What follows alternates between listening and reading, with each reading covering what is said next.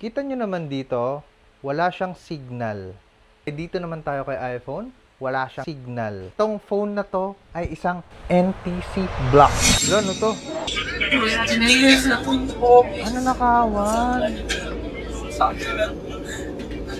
Kawawa na sa loob ng MRT station, ano? Pakibalik na lang po sa akin. Tatahimik ako, please. Please, tatahimik po, please. Okay mga ropa, alam nyo ba lately, alam naman natin lahat na tuwing December or pumapasok ang Burr months, dumarami yung gumagawa ng mga kolokoy moves dyan, ano? Especially yung mga nagnanakaw ng cellphone, no? May mga client at mga follower ako na ano ba talaga yung tamang paraan at first move na dapat gawin every time na mananakawan ka ng gadget. Especially iPhone and Samsung. Sana kung meron pang chance, sana kung nanonood ka kuya, may time pa.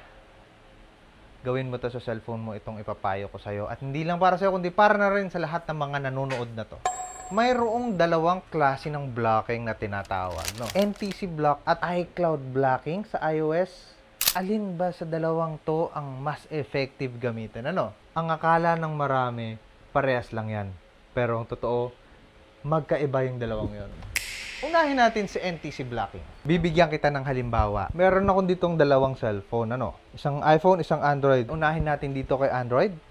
Kita nyo naman dito, wala siyang signal. And then, lalagyan ko ng SIM card to.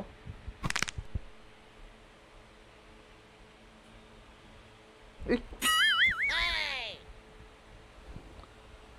Hintayin natin. Naglo-loading pa siya. Ayun! Tignan natin kung magkakaroon ng bar. Ayun, nag-2 bar na siya at lumabas na yung LTE. Yan yung normal na process. Dito naman tayo sa isang iPhone na to. Kita nyo na wala pa siyang signal. And wala pa siyang SIM card. Ngayon, lalagyan ko siya ng SIM. Na-detect na yung SIM card. Ayan, yun nga lang naka-mirror mode. Tago ko yung number. Pero kita nyo, wala siyang SIM card. Ito rin yung SIM card na nilagay ko dun sa Android na yon. Itong phone na to ay isang NTC block. Meaning, nagagamit ko siya, pero walang signal. Ngayon, let's talk about the positive and negative side ng NTC blocking. Kasi hindi naman perfect yan eh. Kahit sino pa magnakaw ng cellphone mo dito sa bansang to, sa Pilipinas, ay hindi mo magagamit yung SIM card nito kahit pag gamitin mo si Globe, Smart, at Sun Cellular, or kung ano mga carrier yung gusto mong gamitin. Para ba siyang isang nationwide block yung datingan, pero sa signal. And of course, number 2, since ito ay parte ng services ng ating gobyerno, ito po ay libre lang. Basta meron ka lang mapoprovide na police report and proof of ownership, present nyo yun, and your problem will be okay. And of course, meron din naman itong negative side, ano? IMEI block or NTC blocking ay gumagana lamang dito sa Pilipinas. Kaya kung yung cellphone mo ay binili ng isang tao at nilipad papunta sa ibang bansa, ayun lang, magagamit pa rin niya ng full functional yung cellphone mo. The last but not the least, napakatagal magproseso ng isang NTC lock. Pag nireport mo to at binigay mo yung mga detalye, uubusin itong araw, linggo, or ewan ko lang kung abutin ng buwan, ano. Kaya kung tutuusin, meron din itong secret na paraan. Yun na yung paggamit na tinatawag natin na GPP SIM. Kaso nga lang, hindi ko i-share sa inyo dahil ayokong maging spreader ng information.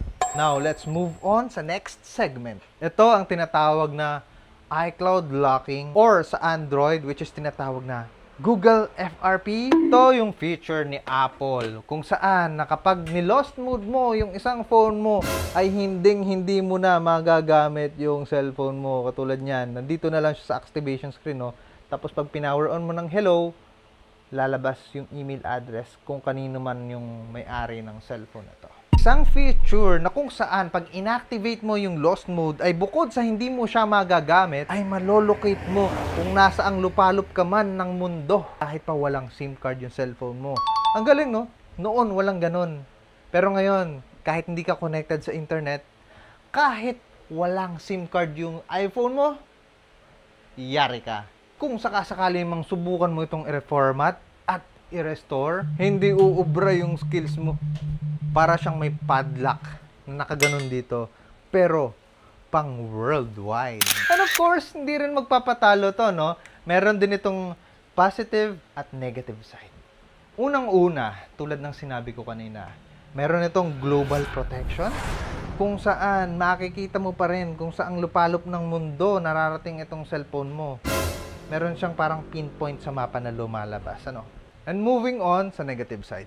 Unang-una dyan, kapag yung iPhone mo, naka-sign in na yung iCloud account mo, pero hindi mo naman na-turn on yung lost mode, unfortunately, magagamit pa rin ito ng nagnakaw or nakakuha ng cellphone mo. Calls and text, okay? Pag nilagyan mo ng SIM, okay. At yung pangalawa, kung sakasakali mang manakaw yung cellphone mo before mo pa ma-sign in yung iCloud account mo, ay, para kang nag-charity. Dahil hindi mo na makikita, hindi mo na malalak, wala ka ng access, makukuha lahat ng data mo nung taong nakakuha ng cellphone mo. Pangatlo, pero hindi ko to i-alok. May mga certain company, website, na kung saan kayang magtanggal ng iCloud account sa mga ganitong cellphone. Yun nga lang, very, very expensive siya. Halos parang bumili ka na ng second-hand phone. Ayoko mag-share din dahil kami po ay hindi sumusuport sa mga iCloud removal services. Hindi rin po kami sumusuporta sa mga bypass services. Kaya kailanman wala po kayong makikita na pinost namin at nag-offer ng ganong serbisyo. Kaya ngayon, ang pinaka-finale, ang sagot sa inyong katanungan, ano ba talaga ang mas reliable sa dalawa? Well, kung ako ang tatanungin nyo, kung kaya nyo namang gawin yung dalawa, pa-NTC block ninyo, tapos i-lock ninyo sa iCloud account ninyo, much better. Para kung sakali mang makuha ito ng magnanakaw or masasamang loob, di pati siya mapeperwisyo, gagastos siya ng malaki para lang magamit yung cellphone nyo. In suma total, ang NTC blocking ay para sa signal and SIM card protection. At meanwhile, ang iCloud lock ay para sa data at phone security. Para sa napanood ko sa video, kuya, kung mapapanood mo man to, bukan kitang tulungan. Kung iPhone ka man or Android, hit the message. Let's see what I can do para sa'yo. Ciao!